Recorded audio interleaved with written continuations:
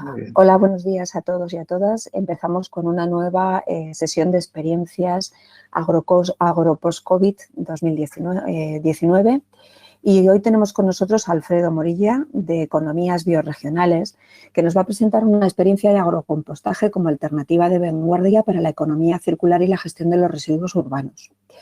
Os recordamos a todos que los diálogos AgroPost-COVID están organizados por el Proyecto de Cooperación Aquis Local Manubles y la Fundación Agricultura de Conocimiento, con la colaboración de Guagacoa, Cooperativas Agroalimentarias de Aragón, Cita Aragón, SNEPI Barrabés, Aragón Radio, la Asociación de Periodistas Agroalimentarios de España, mayata.com, CERAI, Justicia Alimentaria y el grupo Comarca Kilómetro Cero. Al finalizar la intervención de Alfredo podremos realizar todas aquellas preguntas que queramos y esperamos que sea muy interesante para todos vosotros. Os dejamos con Alfredo. Muy buenos días. Bueno, pues tengo 20 minutos, así que los voy a aprovechar porque hay mucho contenido. Y Yolanda, yo tengo aquí el cronómetro, de todas maneras, compartir. A ver, ya está. Creo que se está viendo, ¿verdad?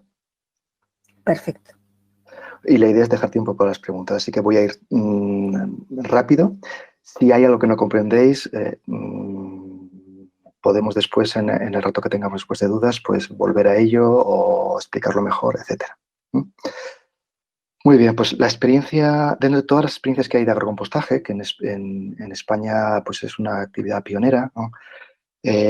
Hay muchas, sobre todo en el norte de España, en Navarra, Narrabechu, Surbil, pero también se está investigando mucho en Valencia a través de la Universidad Miguel Hernández, pero en el centro, a través de apoyos de grupos operativos y apoyos institucionales, hemos realizado varias experiencias y una de ellas, el comité del campo de Manubles ha elegido la de Henares, la del Valle de Henares, porque era más, digamos que el territorio era más similar a lo que existe en el campo del Manubles.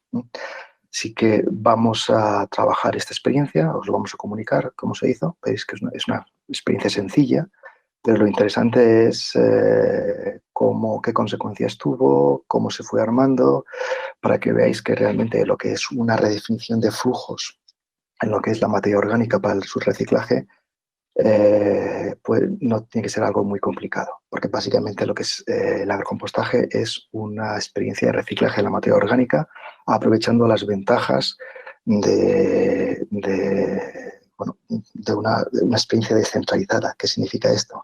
Pues que en lugar de que la materia orgánica se recoja mezclada y tenga que trasladarse a 150 o 200 kilómetros de distancia en muchos sitios para alimentar un vertedero o una incineradora, pues es una experiencia que realmente ni en Europa ya nos dejan, porque nos van a poner unas multas muy fuertes, que de hecho ya tendrían que estar en vigencia, pero hay una prórroga a través de la legislación actual.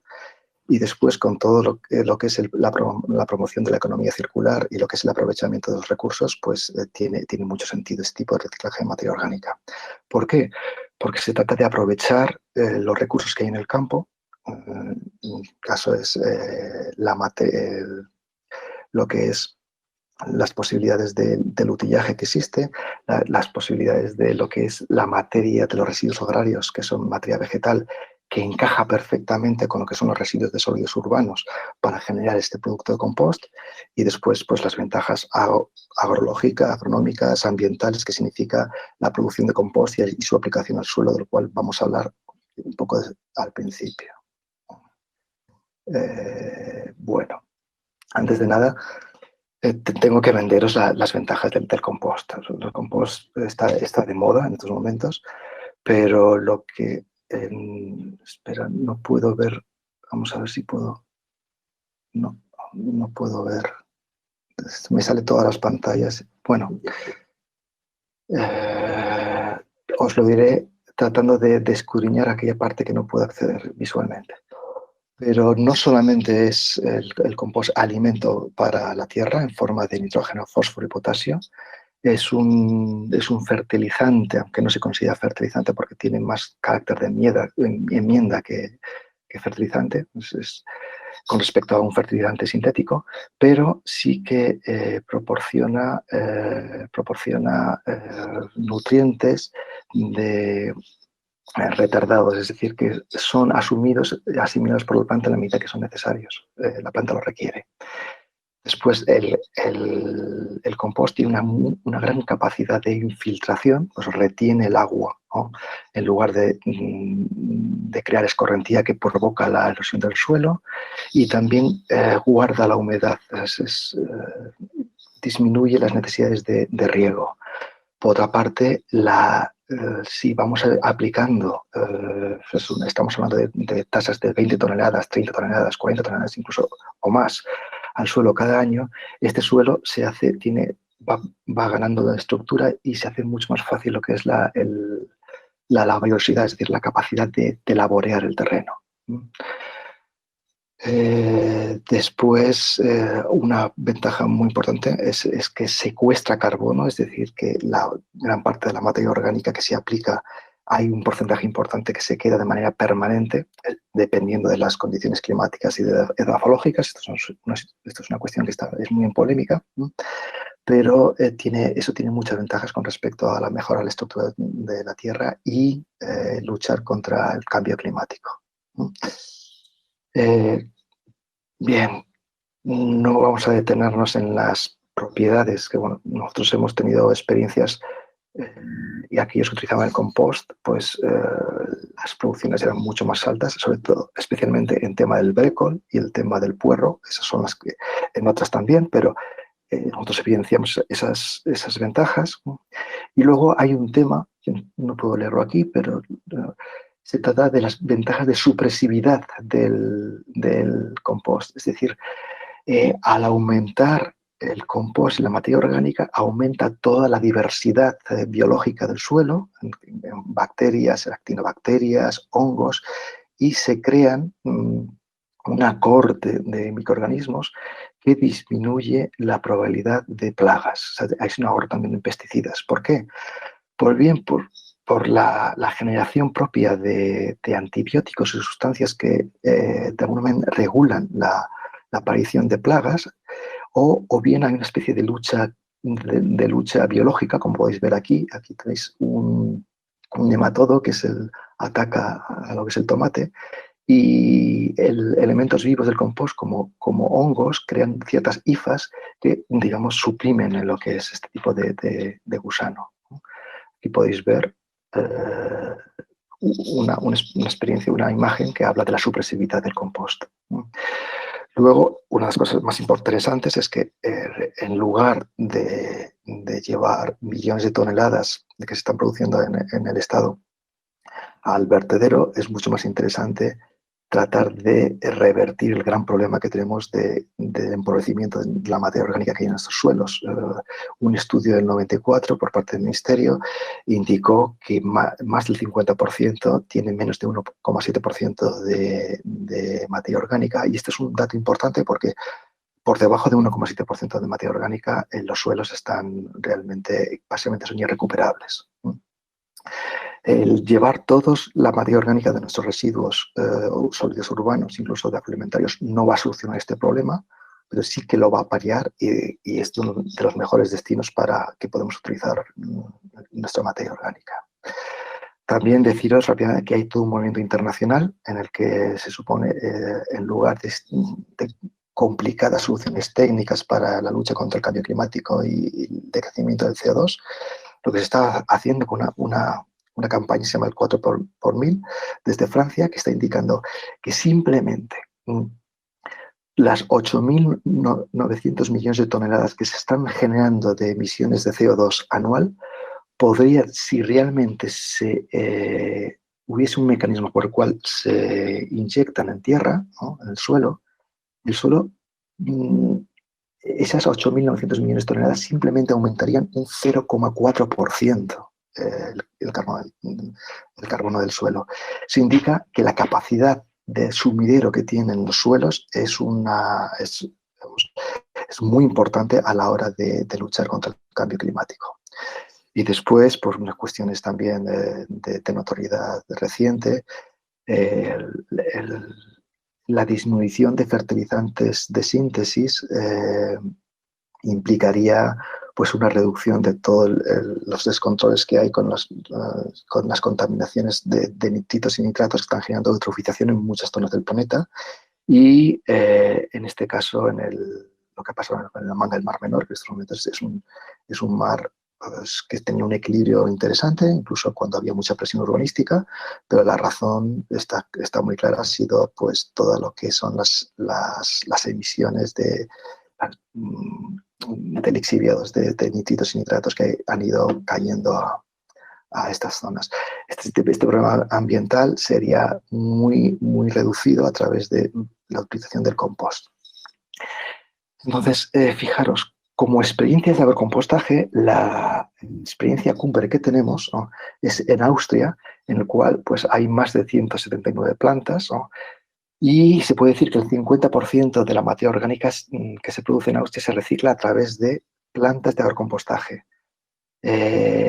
A través, vamos a ver, de experiencias, de estructuras como esta, las fórmulas son complejas, muchas veces es el propio agricultor el que hace la recogida, otros son las autoridades municipales las que hacen la recogida, pero al final siempre acaban en plantas que son agrícolas y con las cuales se les paga un canon que corresponde actualmente a 50 euros por tonelada, y esto implicaría, yo no estoy viendo aquí vamos a ver si lo puedo. Sí, implicaría que con 800 toneladas o lo que se genera en 1.800 viviendas se podría crear un puesto de trabajo. Realmente es una renta complementaria muy interesante. Sí, 50 euros por tonelada y multiplicáis por 800 o por 1.000, que es generalmente el tamaño promedio, pues imaginaros la renta que supone con poco trabajo si existe utillaje al respecto. A ver, hay otra experiencia también importante que tenemos en Francia, que llaman agriculteur composteur. Hay 42 estructuras de compostaje, también con mucha variedad en fórmulas, en estructuras, pero están muy bien organizadas y con un apoyo estatal enorme en muchos sentidos. Aquí estamos empezando a hacer muchas cuestiones. Fijaros que tiene estructuras muy parecidas que se les trata de integrar en los campos las hileras de compostaje, y después hay para todos los problemas ambientales o todas las cuestiones normativas, existe una gradación, ¿no? Distingue las normativas con respecto a las grandes plantas centralizadoras de las pequeñas plantas de agrocompostaje agrícola. No tienen las mismas normativas y los mismos requerimientos, cosa que en España estamos tratando de llevar esta innovación normativa que se está dando en este momento. Son restricciones y problemas. Vamos rápidamente a nuestra experiencia. En el territorio de la Mancomunidad de Vega de Henares tenemos un territorio que está a 50 kilómetros de Madrid, es rural, aunque el corredor de Henares tiene una tradición industrial importante que se ha ido comiendo terrenos. Y tenemos pues una superficie de 220 kilómetros con 7 poblaciones que entran en el proyecto, lo que equivale a unos 81.000 habitantes y un potencial de recogida de biorresiduos por residuos sólidos urbanos de 12.000 toneladas. Y que todas van a un vertedero que sí que dicen que tienen una estación de compostaje, pero legalmente no se podría llamar compostaje, porque para que sea compostaje tiene que haber un nivel de impropios, es decir, de elementos que no son materia orgánica, bolsas de basura, etcétera, del 5%. Entonces, si tienes más de 5%, ya no puedes llamar que es compost. 5% en impropios. Tiene que ser, se llama bioestabilizado. Entonces, aquí tenéis uno de los 3 vasos de vertedero que recientemente se han incorporado en Torija. Y los objetivos del proyecto era, pues, en principio, tratar de cumplir la normativa de aplicación inminente, que se trataba de reducir el 50%, llegar al 50% del reciclaje en residuos sólidos urbanos, Y claro, como el 40% de los residuos son orgánicos, pues había que tocarlos sí o sí el tema de la materia orgánica.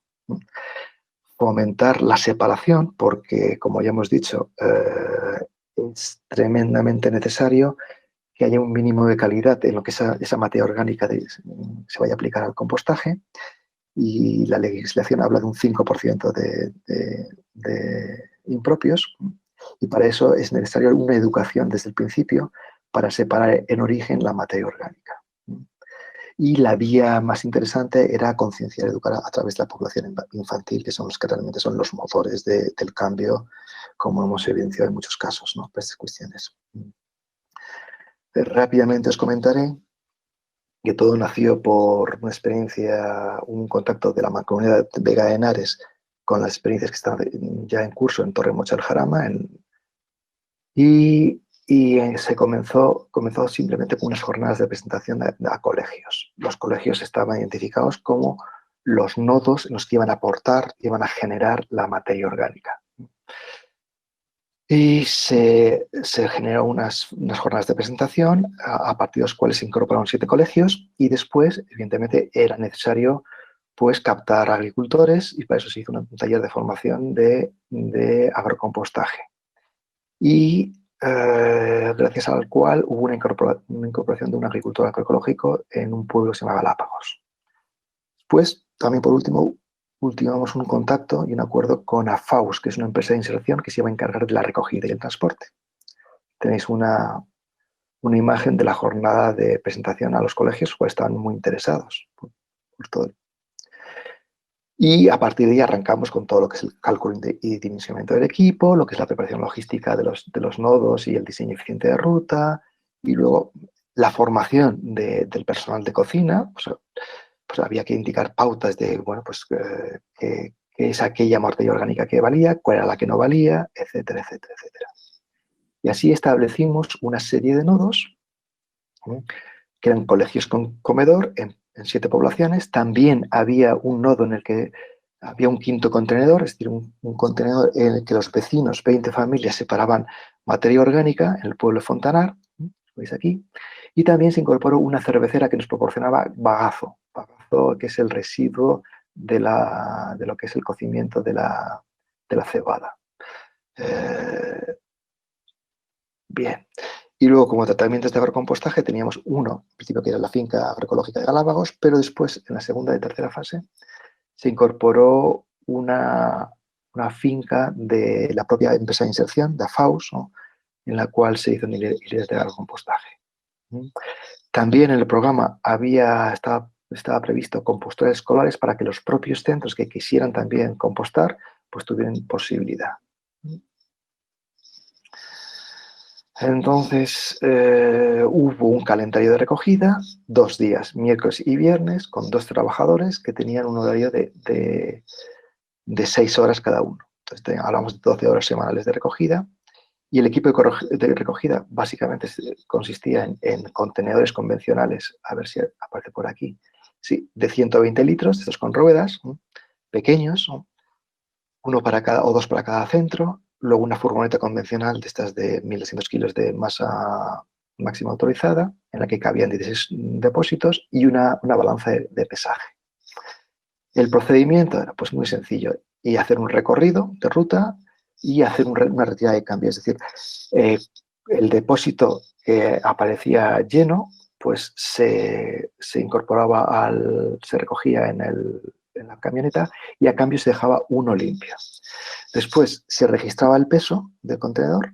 Vamos a ver, todo lo que era generación de datos era importante, y se transportaba al centro de compostaje, se descargaba, se cumplimentaba una hoja de registro en que se rellenaban todos esos datos, y después se procedía como fase última a la limpieza de contenedores. Aquí veis un contenedor en el cual no hay bolsa de plástico, que directamente se aplica la materia orgánica del contenedor en el propio contenedor. Por eso es necesario lavarlo. Y aquí veis una ficha de registro en las cuales pues, se registraba la hora, el número de contenedor, para identificar después los impropios y poder comunicar con el colegio, en el cual si había muchos impropios, aunque realmente los resultados fueron muy buenos.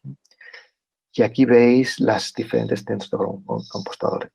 Al principio teníamos la población de Galápagos, que teníamos una pila de compostaje, y después en la segunda fase, en la tercera fase, perdón, teníamos una hilera de agrocompostaje. Bueno, se hacía la descarga, se identificaban, se abrían las bolsas, se identificaban los impropios, se pesaban, se incluían en el dato, y después el coordinador, en el caso de que hubiese muchos impropios, se comunicaba al centro, ese centro pues tomaba las medidas necesarias y la verdad es que era bastante efectivo porque rápidamente por cada mensaje que había de llamada de atención, pues se corregía esa incidencia. También era importante el pretratamiento y aquí es interesante para los agrocompostadores. ¿Por qué? Porque no había maquinaria para este proyecto, que estamos hablando de 50 toneladas anuales más o menos. No teníamos una maquinaria para voltear. Entonces, lo que utilizábamos era importante el pretratamiento, es decir, hacíamos una especie de sándwich en que mezclábamos el material estructurante, el material vegetal, con el bioresiduo, y lo aplicábamos en capas y una vez al mes lo mezclábamos. Entonces, no era un volteo el óptimo, pero al menos funcionaba para que se pudiese fermentar el material. Voy a ir rápido. Era poco necesario el personal, básicamente con 2 personas de recogida y 2 personas de tratamiento de compostador, un coordinador y después lo importante es que afectaba a unas 1.300 personas. Si tenemos en cuenta los 1.265 comensales de los 7 colegios y las 20 familias de Fontanar, pues realmente 300 personas que estaban implicadas en el proyecto. Y aquí veis un poco la distribución mensual de recogidas. Veis cómo no había, como realmente la recogida era escolar, los centros escolares, pues en julio y agosto no había servicio. Y a medida que se iba avanzando, pues con algunos baches, iban incrementándose. La media era entre 3 toneladas y media por cada mes de recogida. Y al final en el proyecto se recogieron unas 50 toneladas, que pudieron producir 14 toneladas de compost. Fijaros aquí la curva de impropios, es una curva de impropios que va subiendo y va bajando, pero siempre está por debajo del 0,1% como promedio, lo cual comparado con otros resultados del 10 o el 15%, pues el agrocompostaje es realmente, en ese sentido, ha sido una experiencia de generar compost de calidad por eso, no estamos hablando de tasas de impropios del 0,3%. Hubo mucha formación, muchos talleres de agrocompostaje, 20 horas agricultores, ¿no? Pero también hubo varios talleres a los colegios que estaban interesados realmente en aprender. Los niños después educaban a los padres. Y bueno, como voy mal de tiempo, comentaros que al ser un proyecto pionero, tuvo mucha repercusión en prensa. Realmente era una experiencia pionera y fueron 49 toneladas con respecto a ese potencial de 82.000 toneladas, pero fueron las 49 toneladas más mediáticas de la historia de la Mancomunidad de Vega de Henares. Y después, bueno, sirvió como referencia modelo para muchas experiencias que hubieron después. Hubo un análisis. Estoy un poco fuera del tiempo. Yolanda, me cortas si me estoy pasando. Pero hubo un análisis realmente de lo que fueron los impactos con esas... Tú tranquilo, que es muy interesante. Continúa. Vale. Pues con esas 69 toneladas de residuos, ¿no? Aquí está cambiado, estoy viendo. ¿No? Pues equivalía a 495 personas de población, de generación, y teníamos una especie de como de simulador que realmente puede investigar a los impactos que se han sucedido. Entonces, realmente fueron necesarios 12 toneladas de estructurante, eso sí que es necesario en toda experiencia de agrocompostaje. Tanto el agrocompostador como el municipio tiene ese 18% más o menos de materia vegetal para mezclar con el bioresiduo. Se generan 20 toneladas de compost que equivalían a 955 kilos de unidades fertilizantes, es decir, unidades fertilizantes puras de nitrógeno, fósforo y potasio, ¿no? Y se incorporan directamente a los campos. Y aquí nos sale que se capturó, pero más o menos unas 2 toneladas de materia orgánica en el suelo. Se abonó, pues eso, con unas 20 toneladas, daba para abonar más o menos 1 tonelada. Y después se reducieron la emisión de gases de efecto invernadero unas 79 toneladas. No pone el desvío de dinero para el agrocompostaje, pero realmente estamos hablando de 150 euros por tonelada, que multiplicados por 70, pues eso serían 1.500 por 7, estamos hablando de unos 20.000 euros, si no me equivoco bien.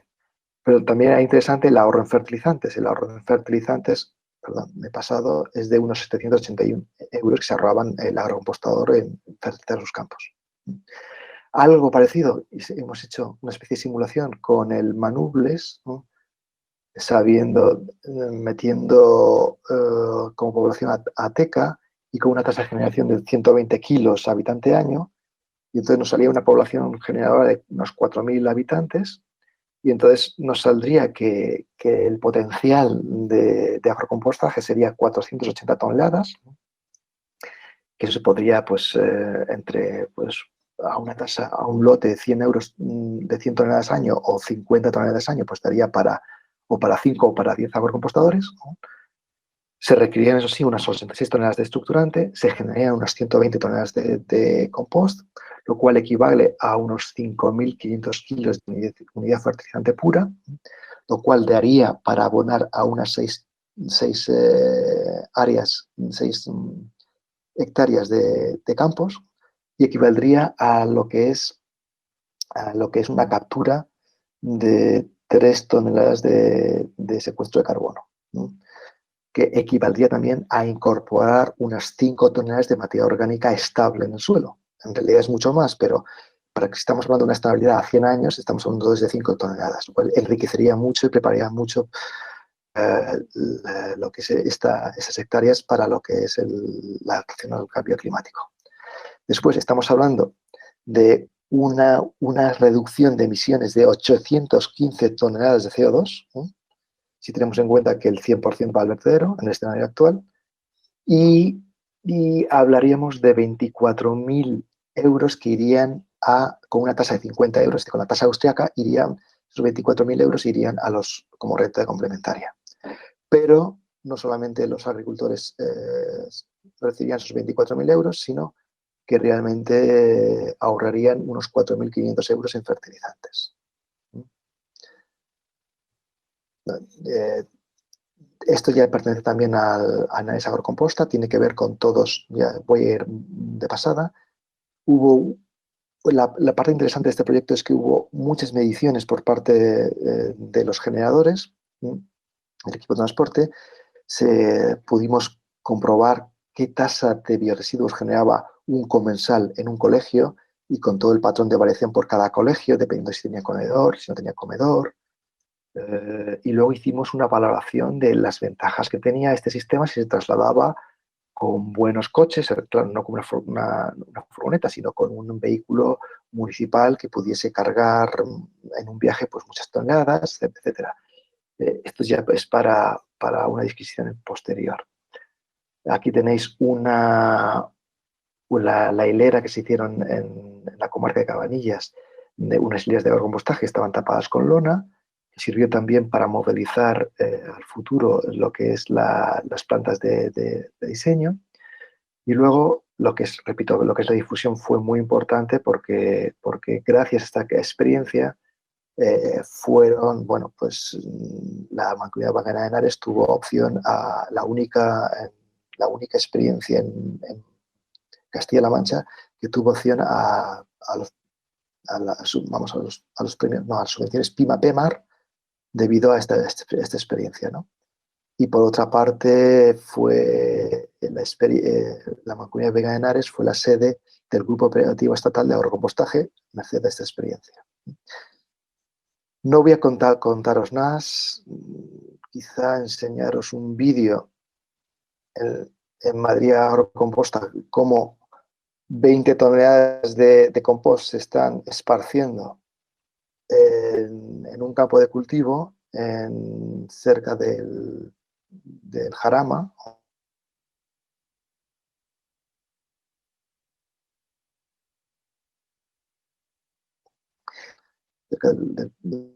Y no me meto más, que me estoy fuera de tiempo. Sí, dejo de compartir pantalla, a ver si puedo conseguirlo. No sé cómo hacerlo ahora en principio. Pantalla. En el mismo sitio en el que le has dado para poderlo compartir, ¿vale? Ya está, ahí lo tienes. Sí, pues ya está. Vale. Entonces, nada, espero que no haya sido demasiado contenido y que os habéis enterado, pero aquí cualquier pregunta completamente abierta. Pues a ver si alguien quiere formular alguna pregunta a través del chat.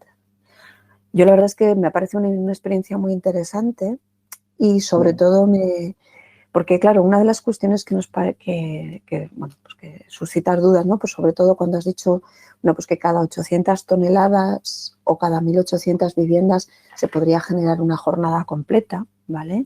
Claro, dices, bueno, en las zonas que son despobladas, como puede ser el caso del Manubles, pues bueno, esto podría ser un limitante, ¿no? Sobre todo en la época de invierno, luego ya en la época estival ya sabes que se multiplican las poblaciones por mucho, ¿no? Pero sí que me parece muy interesante cuando has hecho ese análisis del Valle del Manubles y de cómo se podría integrar dentro de las explotaciones de los agricultores como una renta complementaria. Entonces me interesa bastante un poco que nos amplíes un poco de información sobre este tema y sobre todo también por la cantidad de inversión necesaria, ¿no? para poder desarrollar una planta de este tipo. Bueno, en principio, las proyecciones que hicimos para el Manubles se trataba con una proyección de 480 toneladas de bioresiduos recogidos. Esa es la tasa, lo que se está pagando actualmente, aunque esas cifras son tremendamente crípticas, ¿no? Muy pocas mancomunidades te van a decir, tienen transparencia con respecto a otros países, es una gran diferencia de lo que realmente se paga por el tratamiento completo, lo que es la recogida y lo que es el tratamiento en las tasas de vertedero que se utilizan digamos, que se aplican, ¿no? Pero estamos hablando de 120, 140, y si incluyes los gastos de amortización de las grandes centrales, porque realmente en este país no interesa pequeñas centrales, interesa que realmente las grandes contratistas, grandes constructoras, interesan grandes plantas en las que haya mucho cemento y que se invierta mucho dinero en temas de cemento. Luego contratan a una ingeniería que hagan un despliegue tecnológico pues muy sofisticado y que vende mucho en los periódicos y a los políticos que se van a quedar 4 años con un gran proyecto, pero que que son demasiado complicados y que son tremendamente costosos y que no están situados, que no están adaptados realmente a la necesidad. Lo interesante del agrocompostaje es que es una experiencia descentralizada en que con muy pocas inversiones realmente se logran grandes beneficios. Entonces, si realmente incluimos, como estaba diciendo antes, los costes de amortización, estaríamos hablando incluso de 250 a 300 euros por tonelada, lo que salía el bioresiduo. En Alemania se están pagando 50 euros por tonelada, pero nosotros en nuestras experiencias del inicio, como tenemos en cuenta pues, que el agricultor pues, requiere una cierta inversión, requiere unos ciertos acontecimientos, la tasa que estábamos hablando era de 150 euros por tonelada, 150 euros. Y a medida que el agricultor iba pues interesándose y comprometiéndose y adquiriendo equipos, por ejemplo, pues una volteadora, lo que estamos hablando aquí realmente el equipo importante, es una volteadora que en el mercado de segunda mano pues valen 6.000 euros, 7.000 euros, que se pueden, pues para los fondos PIMA-PEMAR, pues es una experiencia de subvención importante para un ayuntamiento, ¿no? Entonces, considerando esos 150 euros por tonelada y teniendo en cuenta los fondos PIMA-PEMAR o otro tipo de fondos, pues podríamos crear un programa de financiación que al agricultor sí que le podría interesar pues, adscribirse, ¿no? Entonces, los problemas de inversión no son tantos como lo que podemos hablar de las experiencias de normativa y los problemas particulares de cada finca, por ejemplo, pues las características, por ejemplo, para que acceda un camión de residuos, pues muchas fincas no están habilitadas, ¿no?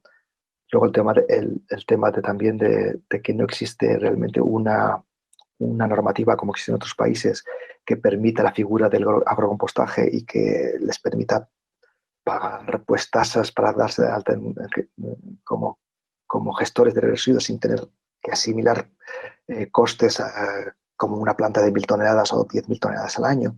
Bueno, ahí hay muchas vías de trabajo, pero en estos momentos hay muchos grupos operativos que están trabajando, muchas experiencias en las cuales tienen el apoyo de las entidades municipales, de entidades mancomunales, incluso como es en Navarra y en Valencia, pues están dando grandes pasos para poder crear fórmulas que ayuden al agricultor, más allá de lo que es el tema financiero. Sí, te he preguntado demasiado para una pregunta muy corta, pero... Perdón, está perfecto. Oye, una pregunta también. Una de las cosas que nos está planteando muchos problemas, y además tenemos entre nosotros a Marta, que le voy a abrir el micrófono por si acaso quiere intervenir, ¿vale? A ver si me deja. Vale, ahí la tengo, Marta. ¿Está por ahí? Sí, hola, ¿qué tal? Buenos días. Vale. Marta es nuestra responsable de aquí en Aragón de temas relacionados con las zonas vulnerables, ¿no? Contaminación por nitratos.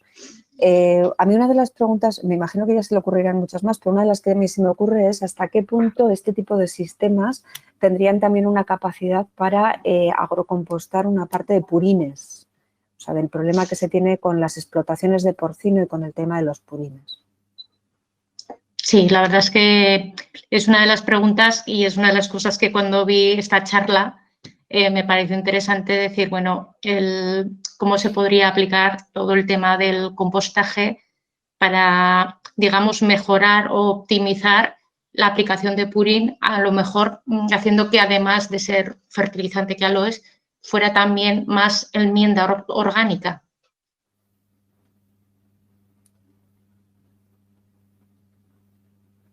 No sé si se me oye.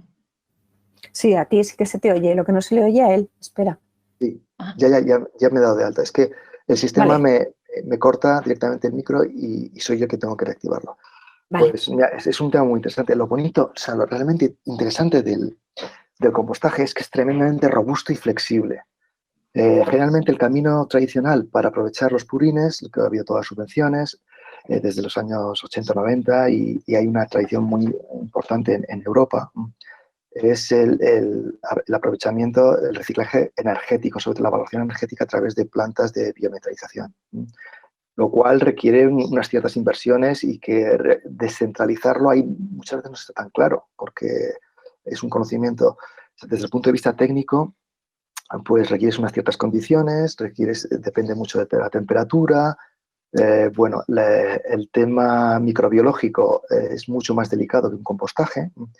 En cambio, el aprovechamiento, el reciclaje de los purines con el tema del compost es mucho más robusto en el sentido que no requieres tantas inversiones y no requieres tanto afinamiento como es el proceso, ¿no?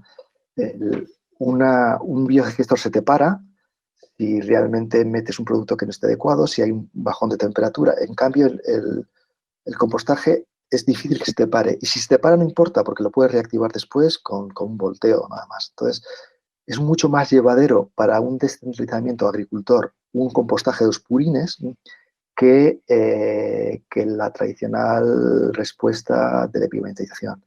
Y después hay algo muy interesante, que es que los purines tienen un alto contenido en microorganismos, y esos microorganismos aceleran mucho lo que es el proceso, ¿no?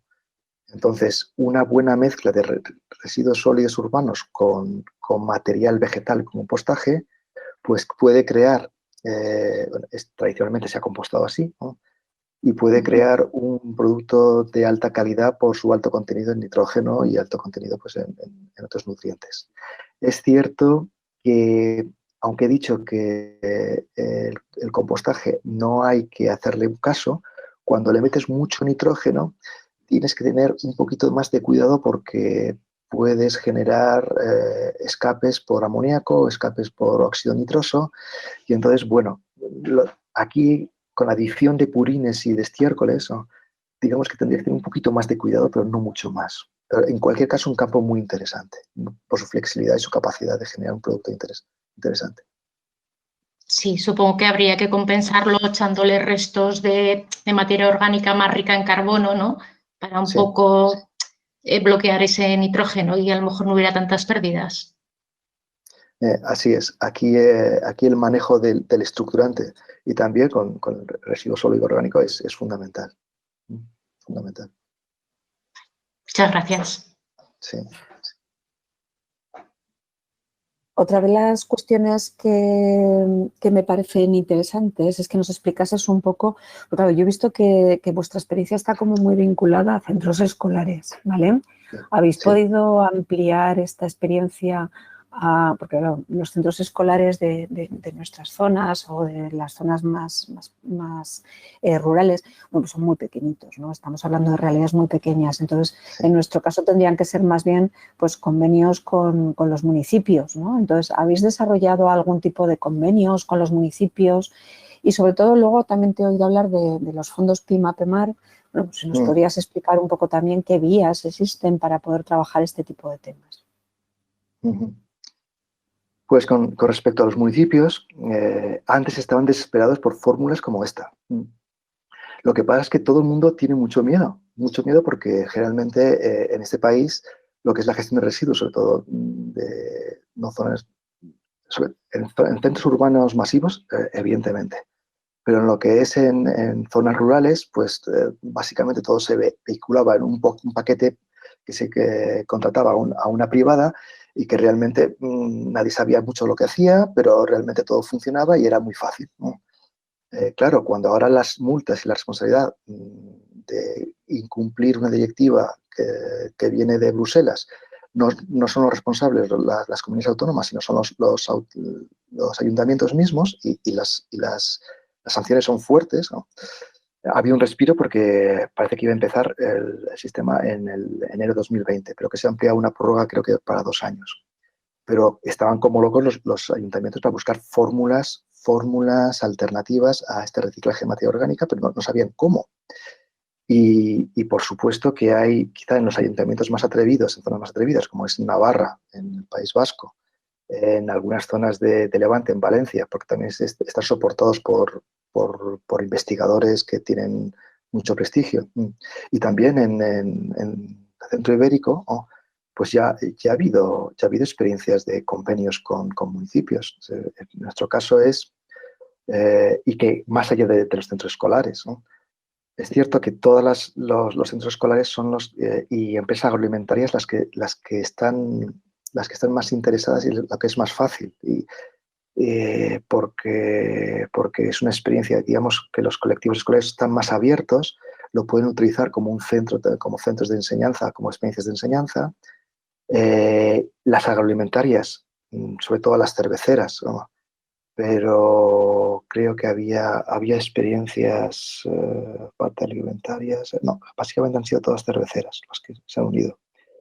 Pero en Larrabetzu, por ejemplo, hay una experiencia de agrocompostaje en los cuales hay un agricultor que está hace una recogida puerta a puerta, que lo hace en bicicleta, además, y que recoge en un quinto contenedor pues todos los residuos que se están generando y se están llevando a compostar a una zona que está a unos apenas 4 kilómetros del centro urbano. Se está haciendo no es un compostaje en hilera, es un compostaje en celdas comunitarias, ¿no? Es más cuidado y lleva ya como 4 o 5 años con un compost de altísima calidad y lo mismo se está haciendo también en Usurbil.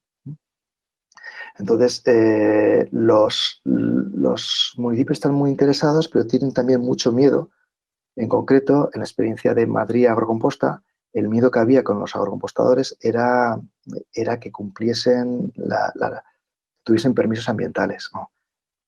Y sobre todo el tema de lixiviados, lo cual es un miedo infundado, porque claro, todo el tema de residuos y los lixiviados que generan contaminaciones tienen que ver cuando ha habido acumulaciones durante décadas de millones y millones de toneladas, que después, claro, eso se desborda, se descontrola y genera los grandes problemas. Pero cuando estamos hablando de instalaciones de 50, de 100, de 150, incluso de 300 toneladas, pues esos problemas, si haces un mínimo procesamiento de calidad en lo que es el tratamiento del compostaje, pues los problemas de lixiviado son mínimos. Pero lejos de ahí estamos avanzando con los grupos operativos, tanto estatales como los regionales, para generar innovación normativa y que los municipios pierdan miedo para este tipo de fórmulas. Pero estamos dando los primeros pasos en ese sentido. Con respecto a las inversiones que son necesarias, porque hemos visto un poco, pues, Sí. un poco el sistema, ¿no? O sea, que es lo que Sí. nos has comentado, pero hemos visto que haría Sí. falta pues una balsa impermeabilizada, haría falta también, pues como decías, una maquinaria específica para poder hacer los montones, para poder alinear, ¿vale? Más o menos, ¿qué es más o menos la estructura que un agricultor puede necesitar para llevar adelante un proyecto de este tipo? Pues mira, aquí, y para eso distinguimos lo que son dimensiones. Antes de nada, enmendar un error. Cuando no es necesario ninguna balsa de lixiviados. Es decir, la fotografía que os he enseñado era un gran vaso que estaba en construcción en la planta de tratamiento de Torija para acometer incorporaciones de otros municipios de lo que pues habían llenado ya lo que son el vertido, ¿no? Entonces, esa fotografía era la de una balsa, pero era un vaso más que una balsa. Para ampliar, que es la tendencia actual, es ir sellando vertederos, ir ampliando otros, porque ya los vertidos no dan de sí, ¿no? En cambio, el agrocompostaje no requeriría hacer ningún tipo de balsa.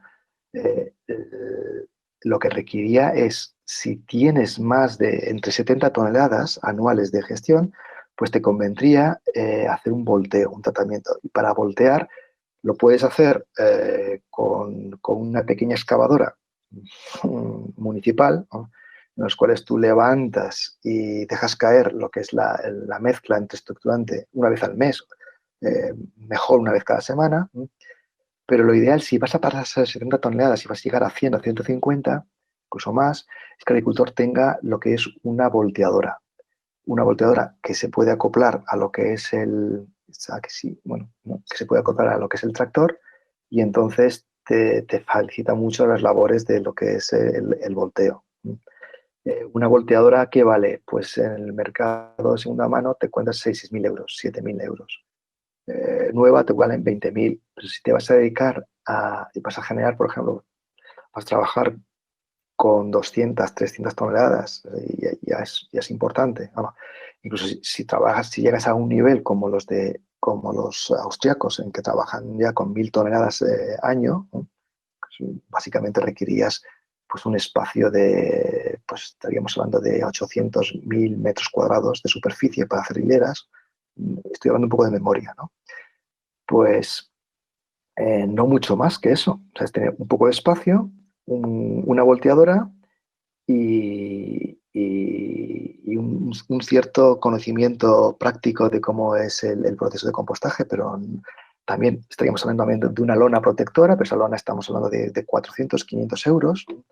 Sí, termómetros para verificar el control, pero hay termómetros que valen 15 o 20 euros. O sea, todo eso demás ya sería secundario. Realmente la inversión importante, si tienes terreno, sería la volteadora. ¿Hay alguna experiencia aquí en Aragón que han trabajado en temas de lombrices, de lombricultura, ¿vale? Sí. Y les han hecho, bueno, ellos han tenido exigencias ambientales importantes que les han obligado en algunos casos a hacer impermeabilización de la superficie, del suelo, por ejemplo, ¿vale?, para evitar contaminaciones y demás. ¿Se os ha dado a vosotros ese caso a nivel legislativo? ¿Necesitáis? O sea, porque bueno, el cumplimiento legal es lo más complejo, como bien has apuntado tú, ¿no?, del proyecto. Sí. ¿O en principio no tiene ningún sentido que se exijan cosas de este tipo? Sí, es lo que comentaba antes. Cuando estamos en terra ignota y los funcionarios municipales tienen sobre todo mucho miedo de meterse en cuestión de denuncias y de problemas. Entonces, el tema de los lixiviados y todo el tema de lo que puede ser contaminación por materia orgánica es lo que asusta. Pero todas aquellas personas que tienen una alta cualificación en estudios universitarios y que han hecho investigación en agrocompostaje, concluyen que para las plantas que se proponen en las experiencias de agrocompostaje, plantas descentralizadas, y no estamos hablando de 50.000 toneladas ni de 10.000 toneladas como son los ecoparques, que no se pueden llevar compostaje, sino tiradores de bioestabilizado, pues si haces un buen procesado, no es necesario ni siquiera impermeabilizar el producto, el terreno. Es cierto que en muchos casos te obligan a solear, es decir, a crear una capa de cemento en el cual hay unos canales si no quieres tener problemas y quieres ir de seguro, pues solea. Y entonces te obligan a estar pues, 100 metros cuadrados, 200 metros cuadrados, 400 metros cuadrados de solera para después recoger una pequeña balsa, no una pequeña balsa, un pequeño depósito en el que lo que se recoge de los lixiviados pues vayan a un pequeño depósito. Pero esos lixiviados se demuestra, si tú realmente volteas y aplicas estructurante como tiene que ser, se pueden reducir a muy pequeña cantidad, incluso a cero. Entonces, en otros países lo que se obliga es a que en lugar de solear, pues se comprima el terreno y se haga una especie como se impermeabilice ¿cómo se llama esto? Es una mezcla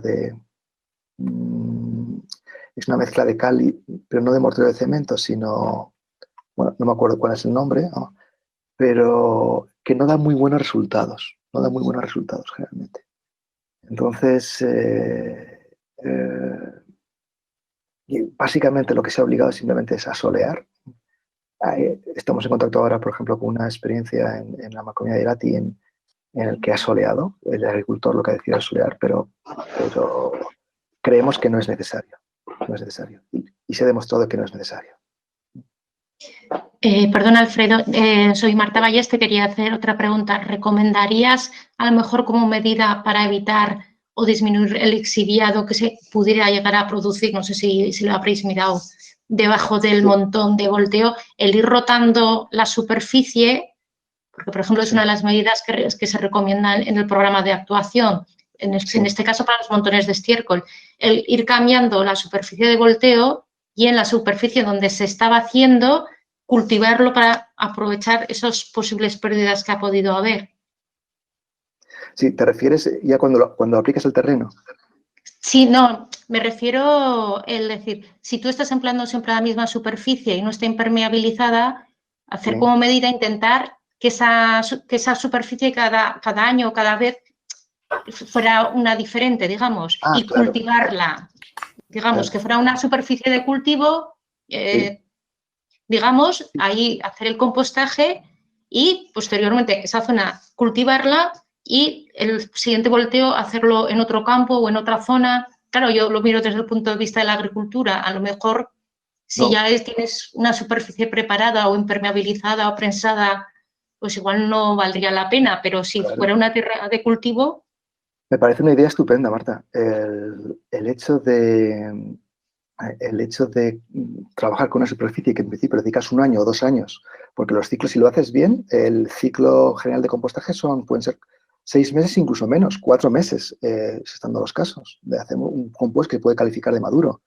En otros sitios, los cuales se hacen con más laxitud, pues estamos hablando de 1 año. Y en climas fríos, como en Canadá, que hay experiencias en Canadá y en Estados Unidos, estamos hablando incluso de 2 años.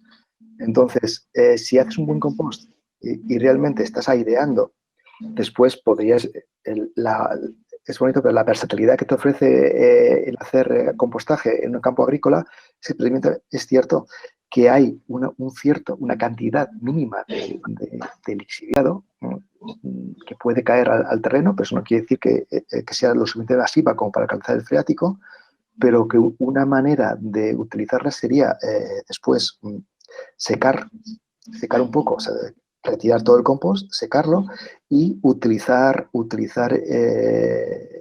ese contenido de materia orgánica para cultivar pues patatas, por ejemplo, o lo que sea. Sí, me parece una gestión muy inteligente de lo que podría ser la misma superficie del compostaje. Vale, gracias. Otra pregunta. Sí. Como norma general, ¿habéis hecho experiencia tapando clona, destapándolo? Tuvimos, por ejemplo, un proyecto de compostaje de vacuno y precisamente se ha estado probando y en nuestro caso nos salió, digamos, mejor el montón que se había removido y que estaba sin una lona textil especial para taparla. ¿Vosotros habéis notado diferencia cuando conviene taparlo o no taparlo? ¿O si sería interesante forzar la ventilación a lo mejor con ventiladores o ya encarecería mucho el producto? Claro. Vuestra experiencia suele ser con estiércol, ¿verdad? Sí, estiércol. En este caso era un estiércol de vacuno de vaca nodriza. Claro. Y que lo que hacíais era incorporar el estiércol ya fresco, ¿no? Sí. Con restos de cama, supongo. Exactamente. Y orín. Claro, ahí estamos hablando de un material muy húmedo. Entonces, la gestión, lo que llamamos nosotros gestión de lona, es aplicar lona o no, no tiene generalmente, es algo que depende mucho del producto original, del producto que se aporta y después de las condiciones climáticas que hay. Entonces, básicamente se trata, lo que es gestionar la lona es, por un lado, impedir que cuando llegan las lluvias, que realmente eso te encharque todo lo que es la hilera y por lo tanto te pare la producción y te genere también lixiviados que después pueden dar problemas. Entonces, con la lona, pues cuando va a llover, pues impides, tienes una lona impermeable, ¿cierto? Y después lo que es tratar de que no se escape mucho, la segunda parte es que no se escape que no se seque en verano, porque las pérdidas que hay en verano, sobre todo en el centro peninsular, es lo importante. Si tú tienes una lona, logras controlar la evaporación de la pila, por lo tanto ahorras agua, ¿no? y evitas que haya una costa seca, pero también la lona a no perder por evaporación lo que es amoníaco y óxido nitroso. Entonces, si tú tienes de partida una base bioresiduo compostar, que en este caso es estiércol, y está muy fresco, si le metes en una lona, a lo mejor lo que consigues es saturar lo que es la masa y conseguir interrumpir el proceso de compostaje y derivarlo hacia algo que no quieres, que es un proceso de anaerobiosis, es decir, no hay oxígeno, que es necesario para que las bacterias del compost trabajen, y entonces lo que consigues es no fermentar, sino pudrir. Aparecen malos olores, aparece metano, aparece óxido nitroso y sobre todo también pierdes mucho nitrógeno.